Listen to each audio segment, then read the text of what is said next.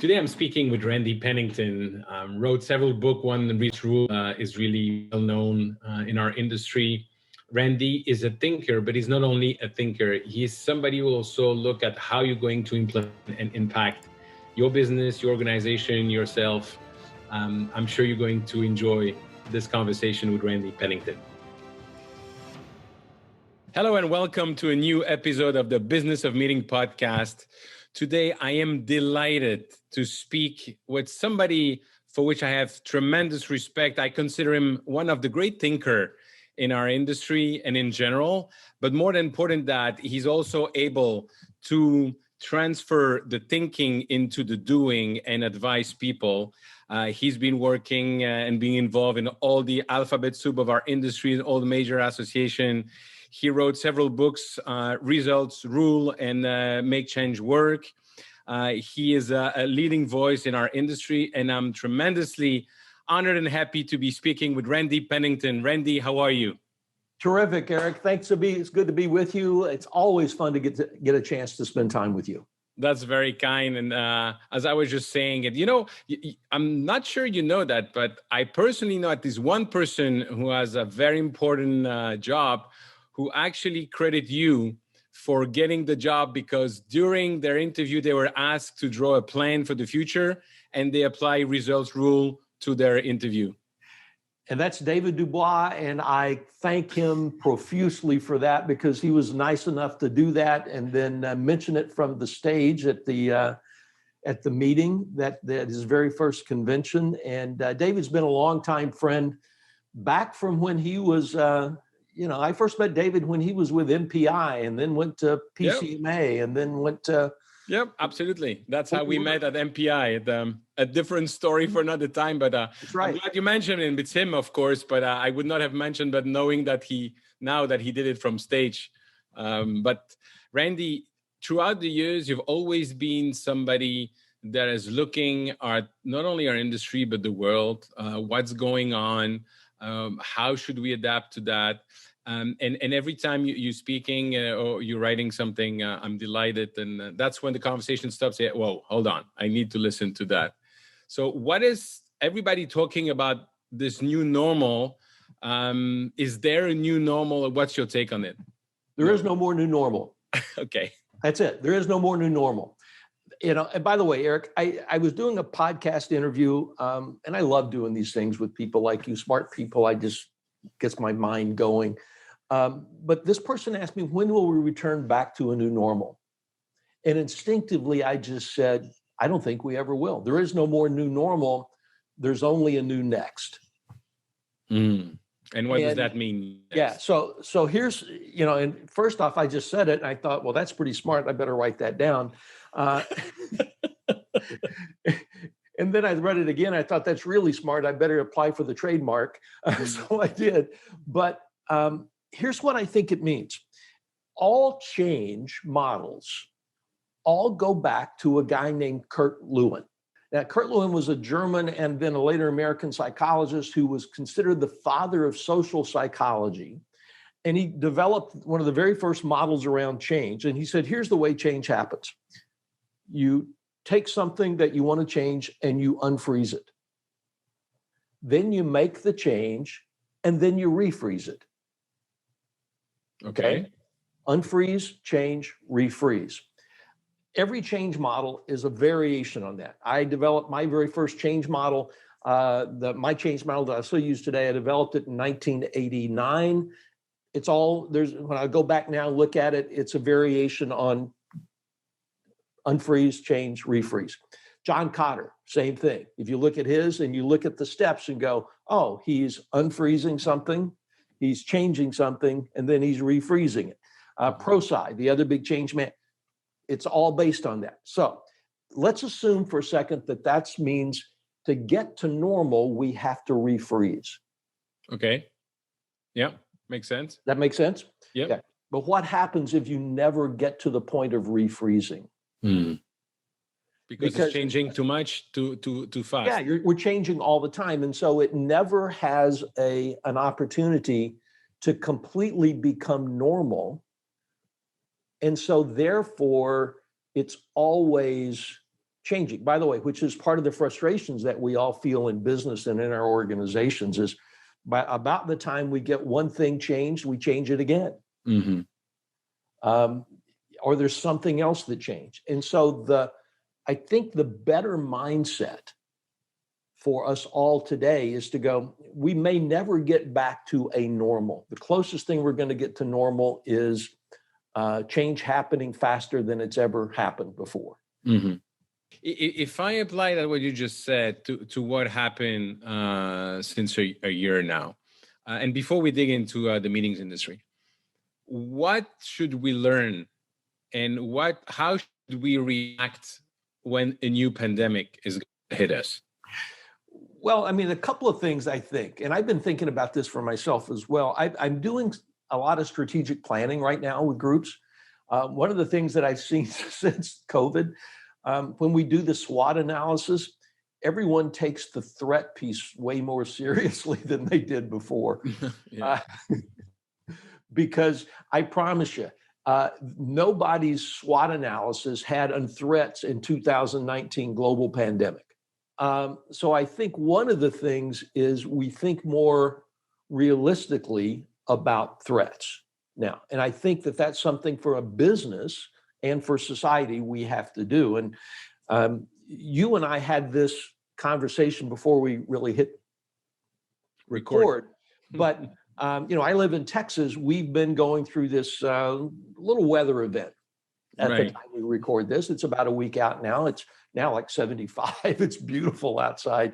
But, everybody says the power grid wasn't designed for cold. You're right. It wasn't. It was designed for hot, because it's cold here about like this kind of cold about once every 30 years, but it's hot here every summer.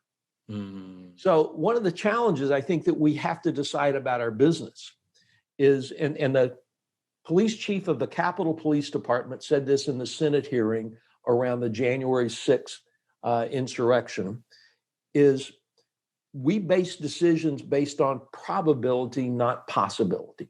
So the probability of freezing in Texas is once every 30 years, or the possibility is one every 30 years, and the probability of having a hot summer is like every year. Every summer. Mm. Yeah, starting in March, probably, in some years. So, I think that one of the things that we have to learn from COVID is we have to think about probabilities and possibilities maybe a little differently. And the second is being change ready to move quickly is more important than ever. So when those possibilities slap us in the face, everybody talks about the word pivot. We've heard it everywhere in our industry. Like we pivot to the. I don't think you pivot. I really don't, because pivot. I played basketball in high school, and pivot means you stopped going one direction and you started going another. In the meetings industry, we're not pivoting. We're not abandoning live meetings. No. So a better word for me is, instead of thinking about pivot, think about expanding. I like to use accelerate. Accelerate the move or expand the move to online, and know that it's going to be part of the entire portfolio of possibilities, but not only one. Yeah, from now on, it will be part of that portfolio of possibility. And so I like accelerate. By the way, all my clients, Eric, are telling me that. They're telling me that they're implementing their 5-year technology plan in about 6 months now. Yeah, absolutely. And so, one of the lessons is we got to be aware and ready to move quickly. The other is, to the degree that we can anticipate, we have a better chance of flourishing and surviving in that world. Mm-hmm. So I look back at my own self, for example, and I think, what was I doing in January of 2020? Well, I know I was working with a client. I was working on a big project, and I didn't, I heard about this funky virus that was going on in China. Mm-hmm. I didn't really think anything about it. And I thought, what would have happened? What would I have done differently if I had stopped for even just a minute and said, yeah, I don't know that it's going to happen, but what if it does? Mm. which means we have to make those connections much more actively, I think. Oh, in the future, the probability of having another pandemic is probably high, low, High. and the possibility of having it. Yeah, I mean, I think it's possible. I think now, are we going to have another SARS-CoV pandemic? Maybe not. I mean, if you go back to history says we have these things about every 100 years. Right. We had the last one in 1918, was the last global, it was the flu pandemic. Mm-hmm. So we have these about every 100 years. Maybe it's only every 100 years. But if it's not a pandemic, and maybe we got to think about this differently. Is there a possibility of a pandemic more often than 100 years? I don't know. Is there a possibility of a disruption that shuts things down? Yep, that's very high. I think that to follow on that idea, and I don't know what you think of that, business owners in our industry, especially the meetings and event industry, where, from a strike to a volcano erupting in Iceland and closing the entire European airspace, to the subprime crisis affecting the world, to this pandemic. So it's happening regularly. So I think that in our industry, for business owners, it's going to be now, I need at least a year of reserve to sleep well. Yeah, it's something that I've told small business owners for years, is cash makes you sleep better at night. Yep. And so a very practical thing that I think business owners can do is, every business, Eric, has a financial cliff. If you're Amazon, there is a financial cliff. At some point, if Amazon stops selling things and can't deliver things, Jeff Bezos runs out of money. At some point. Now, admittedly, his financial cliff is a lot further away than mine. Yeah, it probably has about 100 years or 200 years. Right, yeah. And, for a lot of us, if we have 100 days, we think we're okay. Right. So, I think the challenge for business owners is always, how do you extend your financial cliff to the point that you can be smart and make good decisions, mm-hmm. but not so far that you become stupid and fail to utilize the money effectively? Yeah, that's a very good point. And I would add to that also, actually, to have a regular checkpoint, because there's a lot of the people that I'm coaching, helping as business owners, as soon as you start speaking about finance, they go, oh, that's really not my thing, or I've never done that, I never worry about that. Well, guess what? You're the owner. You should be worried about that and actually check on it regularly, at least every 3 months, and then every month, depending on the size of your business. But you cannot not think about that. I have, so think of it this way. When you get in your car every day, do you look at the dashboard in your car? Yes, to see if there's enough gas. To see if there's enough gas. While you're driving, you see to make sure that you're not going too fast. Yeah, I guess I should. Yeah. Yeah. If you see a police car in the back, then you look down at your speedometer. You look at. Never had that so far, but yeah, I totally get it. Right. So the point is that you have certain things that you look for every day, every time you get in your car. Mm-hmm. And then you have certain warning lights that come on.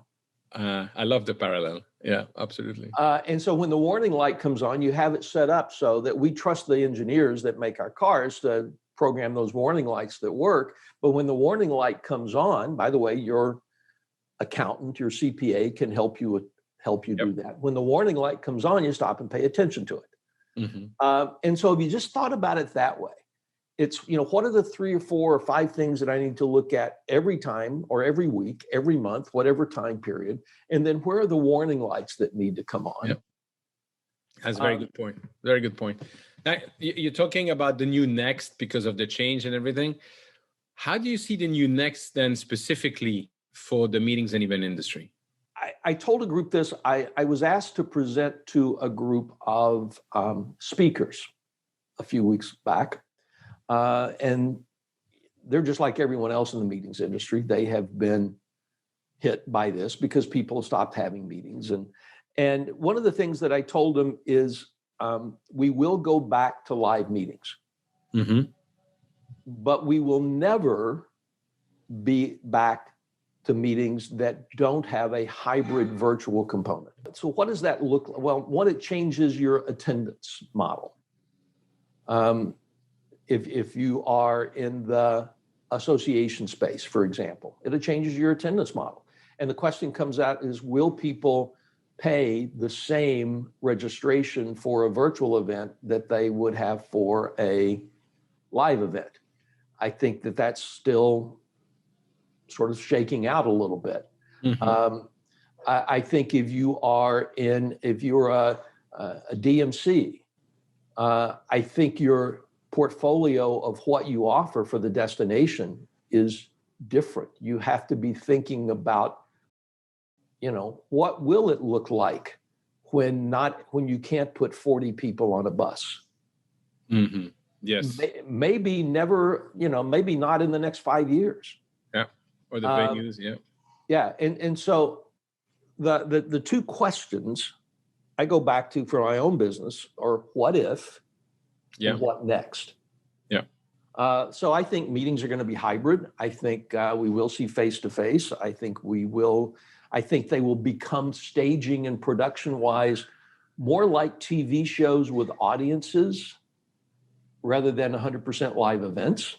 Interesting. It makes sense, right? Absolutely. I think when we look at our virtual meetings to me have a very different feel. When I do programs virtually now, I plan them much different than I did in my live events. Yeah, absolutely. Yep. So, I think it changes everything about how we do what we do.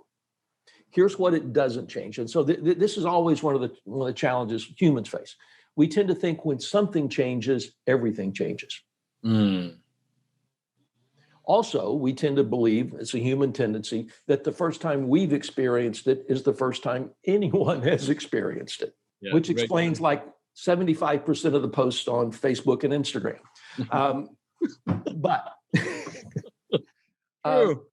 So I think we have to go back to, the purpose of meetings is to connect, to create connection, to educate, and to engage.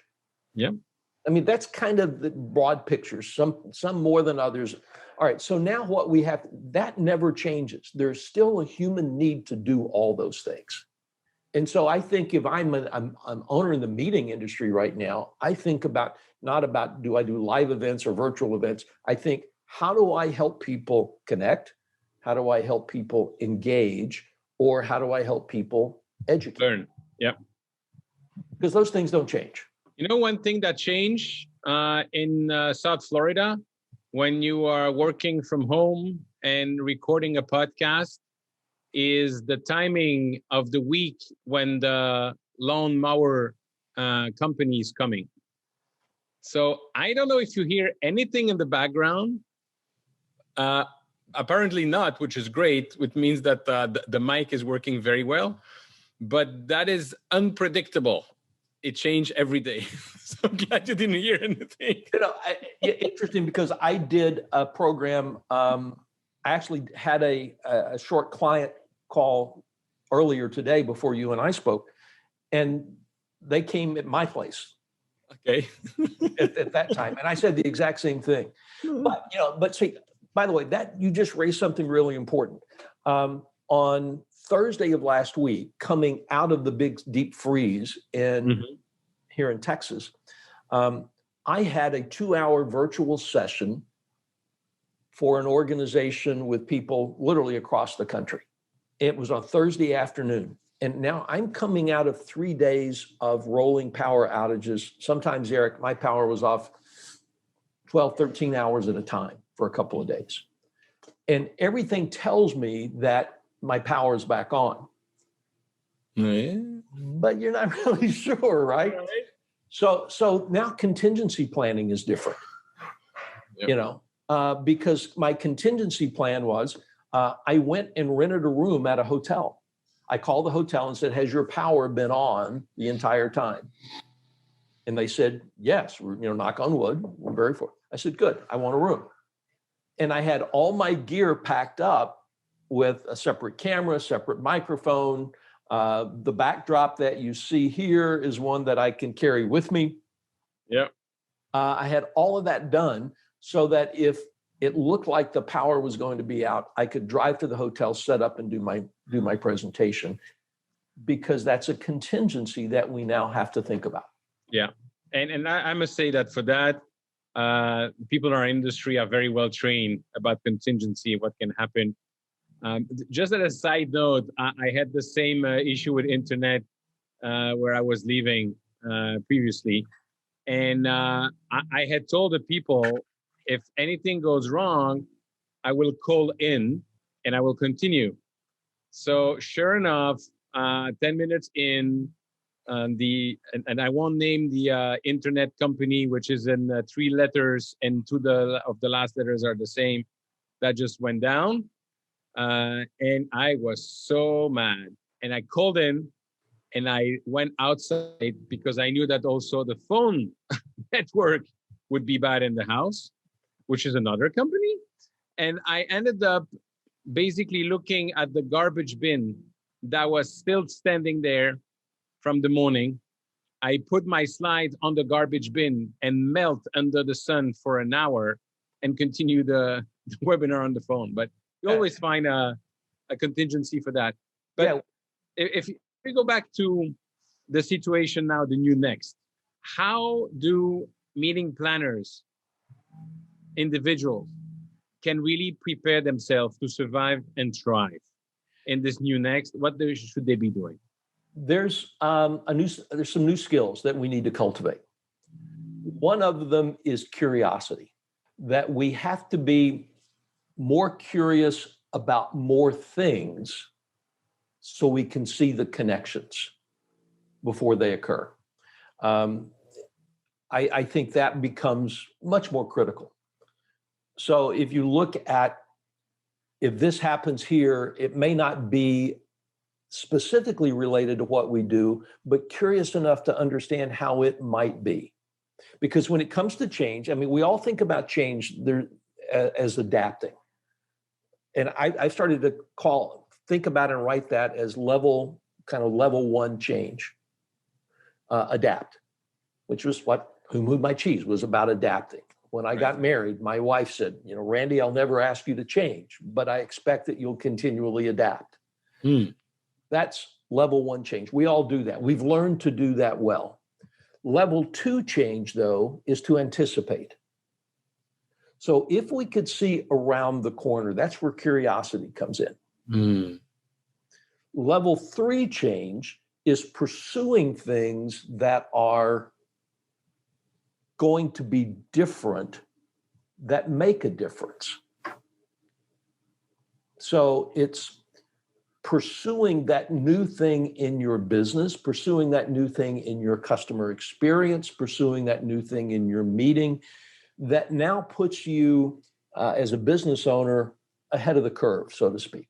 As a meeting planner, it now makes you more valuable to your client or to your company. Then there's a 4th level of change. And actually, I look at that as level 0, that there are some changes that we should ignore. Oh, interesting. If you read the Steve Jobs biography, one of the things that Jobs talks about in there is that of all the things they did at Apple, they accomplished at Apple, he says, some of the things that I was most proud of were the things that we decided not to do. Absolutely. Absolutely. And so that's where I think we have to become much more discerning about what are those changes that are going to drive the business strategically. So if I apply this, so adapt, anticipate, prepare for long term, and decide not what to do. Actually, if I hear you well, it's first decide what you're not going to do. And then if I take the online, for instance, so adapt, right? Everything's canceled. March 2020, we have to adapt and move online what's possible and find other solution. Second is the anticipation. And that means that in the future, we'll have the online element as part of the planning together with the live event and the face-to-face. But then the third thing for me, and I don't know if this is where you're heading to for business owners, the third thing for me is knowing that I need to have elements of in-person and online. I need to find the right AV partner. I'm not going to do it myself, but I need to find the right AV partner that is going to help me deliver on that. Is that what you're hitting? Right. And that's part of the pursue, because part of the pursue is to go, oh, okay, wait a minute. This is where I go. I need to pursue those partners. I need to pursue the right AV partner, the right staging partner, the right technology partner, the right technology security partner, right, so that we're not getting hacked mid conference. And so what are those things that I need to pursue to both make my event or my meeting better, flawless, seamless? Or if I'm a business owner, what do I need to pursue that's going to help position me and my business more effectively to the people that I want to buy from? I think in general, people are more willing to buy. I mean, we tend to focus ourselves on, this is the activity that I provide. We need to be thinking about what's the total solution that I provide. Mm-hmm. And now if I can bring partners that are trusted partners in and pursue some of those changes, that is, if I'm a business owner, that makes me different. Got it. And how about organization? How can organization then prepare to the new next? And I know everybody's talking about agile, lean, Six Sigma, whatever. That's all good. Are still there. Yeah. Yeah. But those are now table stakes. They're now table stakes. So, first off, you got to realize that talent does matter. So are you a place where the best and brightest want to come work? Because they have a choice. True. And so what type of place do you need to be that talent will say, I want to come work with you?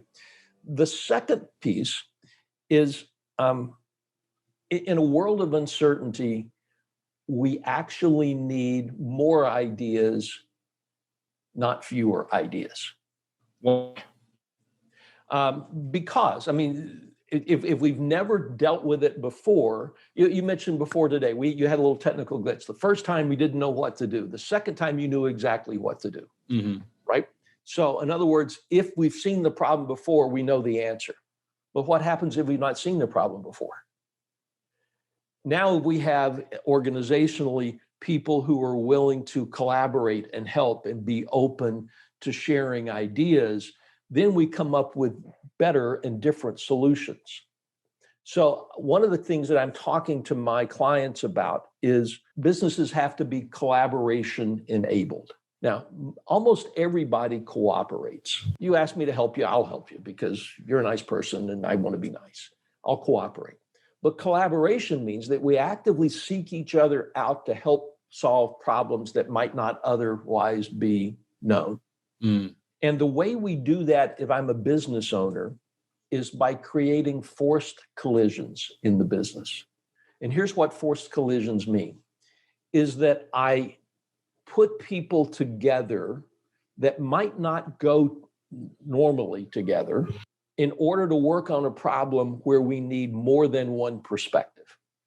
So I might put, think about what would happen if a hotel chain, pick any of the ones that we all know, and they're looking at creating a different customer experience. Who do you think would be on that task force? I would have a mix of... Not who you would have, but who do you think most hotel chains would put on that task force? I hope their end customer and the people in charge of delivering them. Okay, both the good choices. How about having the IT people on there? They're part of people delivering it. Maybe, but depends on how you see the IT people. If you view your IT people as the keepers of the network, then they might not be on there. If you see them as the technology solution people, then they might be on there. How about having people that we might never think about, like a housekeeping staff person? Well, that's my point. Those are people that are actually the closest to the customer, so they should be involved. Right. One of the things we did a couple of years back is I worked with a municipal government who said, we want to change the experience in our city with a neighborhood. And we created a concept called a neighborhood service team. We forced the collision. It included police and fire and public works and Parks and Rec and everybody. And we put this team together, and here's the challenge. This is your neighborhood, you own it. Your challenge is to make your neighborhood more successful. Figure it out. Yeah. And they came up with all kinds of wonderful ideas. So they took a neighborhood, for example, where people had trash in the yard. And what would typically happen is they would tell them to pick up the trash, and then they would send them a fine. Instead, they asked them, what would it take for you to clear all this junk out of your yard? And people said, I'd love to. I don't have a truck and I can't afford to rent one to go haul it off. So the solution was they got a big roll-off dumpster, rolled it to the end of the street, put a chain around a light pole, locked it in. And over the next week, they had to haul that off and bring it back empty 4 times. Because instead of focusing on how do we do things the way we normally do, we gave it to a group of people and said, here's the goal, make the customer successful. Yeah. Force the collision to do that. Totally. But not only the collusion. I think that, I just read 2 amazing books. One is Outrageous Empowerment from Ron Lovett. And the other one is from Gary Hamel and Michele Zanini, Humanocracy. And not only is the collusion, but that you're referring, I totally concur with. There's another additional element, which for me is the essential part in the culture of any successful organization, is realizing that the people working with you have a brain and let them use the brain. What a concept. Exactly. What a concept. And you're exactly right. I guess I could be cynical about it, Eric, and say the reason the fact that people don't believe that about their people, is what's kept me successfully unemployed for the last 30 years as I've been in this business. It's true. It's true. Now, talking about the future and the next 30 years, how do you think we should train the next generation? How do we train our children, and how do we train the next generation in our industry so that they are adaptable and they're ready for the new next? Because what I've been hearing since I was a student myself is things are changing so fast that now that what you're learning is going to be obsolete by the time you finish your study. But I don't see the program that have dramatically changed. So how do we do with the next generation? The programs, interestingly enough, you're right, the programs haven't dramatically changed. But yet I read a study about a year or so ago that said if you go to engineering school today, 25 to 30% of what you learn in your first year of engineering school will be obsolete by the time you graduate. So I think there's 2 pieces. And I've been fortunate to do some work on this the last couple of years. I've been working with a school district, interesting school district. It happens to be here in Texas. 72% or so of the students classify and qualify as economically disadvantaged. So it's not an affluent district. And we started looking at what will it take to have a successful high school graduate in the year 2035. And everyone's like, 2035, that's forever. No, that kid is already in school today. When you think about it, that child is already in either kindergarten or approaching first grade right now. And first thing is being able to pass the literacy test, and that's table stakes now. That qualifies you for a minimum wage job. Mm-hmm.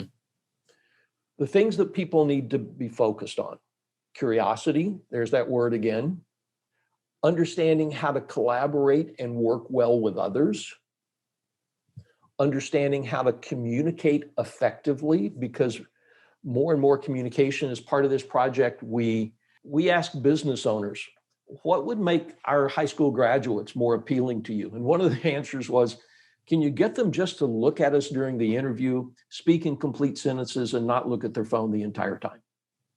During the interview, they're looking at their phone? During the interview. Oh my God. Yeah, so basic communication, right?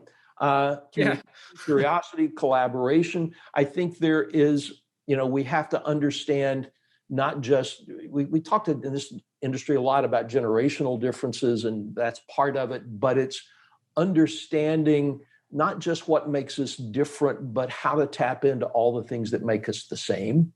Mm-hmm. Is crucial. I think dealing with cross-cultural issues is crucial. I mean, so if you think about all the things that are going to make us successful, there are things that have little to do with the age-old meeting planner question is, how many cups of coffee do you get out of a gallon? Mm-hmm. Of course, we all know the answer. Our friend Joan Eisenstadt taught me the answer. Depends on the size of the cup. So if we think of the logistics of the meetings industry and the planning, those are all important. Those are table stakes. The things that are going to make us successful as an industry are the things that have little to do with the logistics. We've been talking about how do meeting professionals get a seat at the table for how many years now? Yeah, that's my whole point. Stop asking. I mean, and I'm definitely not saying that logistics is not important. It's crucial, and it is definitely not the first thing. It's what about the organization objectives? What about their competition? What are they trying to achieve? What are their objectives, their priorities for the year? What do they expect from the specific meeting? What kind of message they want to convey? It's everything that is not related to the meeting first, so that the meeting can then be a part of the execution of the strategy. Yeah, and like I said, it's not that it's not important. It's just that it's the baseline. Correct. That's the assumption. I have a belief. I wrote an article. It came out. NPI published it last year, maybe the year before now. Last year maybe have been a blur. Where we last year doesn't count, Randy. Last year doesn't count. Then it came out about 6 months ago. Then. But one of the things I talked about was, how do you earn a seat at the table? And I think that and this goes back to what we need to educate. We need to teach people how to think like CEOs think, how to think like CFOs think, how to think like VP of marketing thinks. We not what they think about, but how they think. Where's their focus? Where are they? What's keeping them awake when they think about this meeting or event? If we can learn to think how they think, that gives us a better way of becoming a partner. As they say in English, you preaching to the choir. That was the rationale of my book, Meeting at Sea Level. That's exactly that. And it's not difficult. It's just different, and it's out of our comfort zone. I remember having my own corporate event company. I was excited when something unexpected happened, because that's how I thrive on. But at the end of the day, that's not my customer problem. Their problem is their company, their organization, and how they're going to show up with that, and making sure that the objectives are attained in their organization, not in the logistics itself.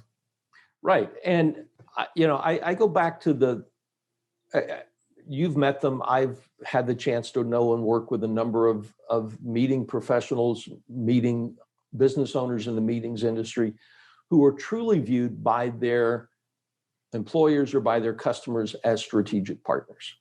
Mm-hmm. And I've seen a number of them who are basically just order takers. The difference between the two often comes down to how much they've invested in doing exactly what you said and thinking about those things. The other thing it comes down to is the question. I notice it in the questions they ask. I'm smiling because that's one of the things that I'm giving away when people are interested is actually the list of the 30 plus questions I was stepping in every time before going to meet with a client or a prospect. And those are not questions about logistics. No. When I work with a client now, even for a meeting or event, or especially for meetings and event, I have one basic go-to question. At the end of the time that I spend with your group, what do you want them to know, be able to know, feel, or do differently? Voila. Yeah, absolutely. That's it. And invariably, so here's the difference. Here's how I know I'm dealing with a strategic thinker versus a tactician. Tacticians are wonderful. There is a tactical part of what we do. I'm not trying to diminish them. No. I totally understand. Yeah, but there's a strategic part. When I'm dealing with a tactician, they say, can you send me your outline? And my response is, I can send you an outline. I'm not sure it's the outline that you want. What do you want people to know, feel, or do differently? Oh. Well, we just need to fill a time slot. Okay, here's the time slot. And so if that tells me I'm dealing with a tactician. But the event that I did last week, where I went and got the extra room and everything, the client was very, very clear with me. And she said, our people have gone through hell basically for the last year. Yep. And we need to come back and think about, what did we learn? How do we move forward? How do we make sure? How do we celebrate the success we've had and learn from the failures that we've had? And here was the key piece. What is the toolbox that our people need so that they can help their teams succeed? Yep. Absolutely. Bingo. Absolutely. Because I could say, I'm your person. You call the right spot. Yeah. If you need an hour to film, okay, I can do that too. But by the way, and I told her, I said, and if I do that, that costs you more.